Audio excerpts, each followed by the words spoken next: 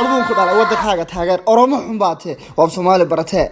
لبها دي اللي يقول لي يا ديك لو كان جول بدليان هذا كيريان جول كلنا ويبدنا يعني إن شاء الله سومالي وصلنا قطي صاحب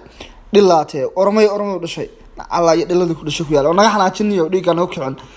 وذي أركنا منك جول بدليان عاو وذي أركنا جول عشاي بس كورنا وسوق هذا سومالي دي له درب بسي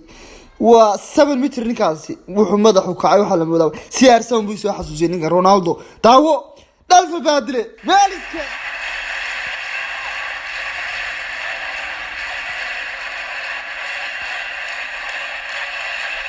هذا كولينا هذا كولينا نعم هذا كولينا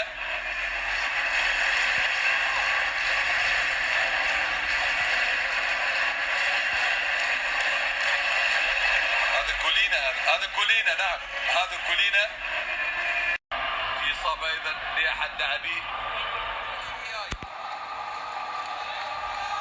صلاح في مواجهة حارس المرمى مصطفى محمد صلاح ومصطفى محمد هل يضيف المنتخب العماني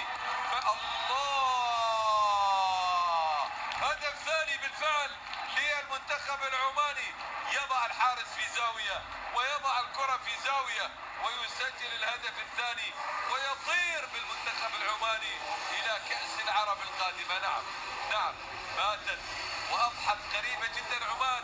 من الوصول لكأس العرب خلاص باتت قريبة جدا الآن هدف ثاني الآن للمنتخب العماني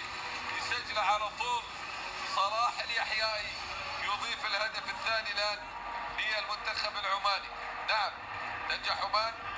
بتسجيل هدفين الآن في الشوط الأول هذه الجماهير العمانية بالعلم العماني نعم العلم العماني إشعار السيفين نعم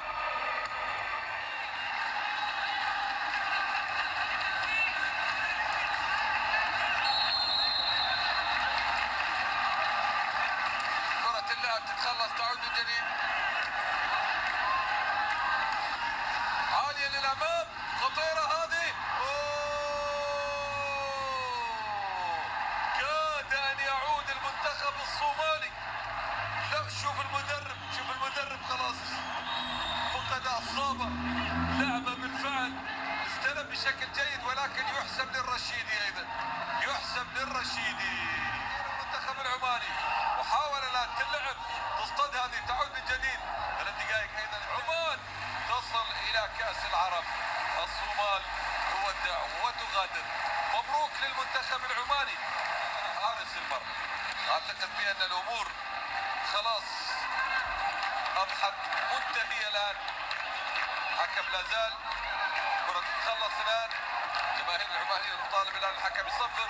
لا تقول لا تصفر عندنا هجمة وهنا محاولة ويشيلها حارس المرمى مصطفى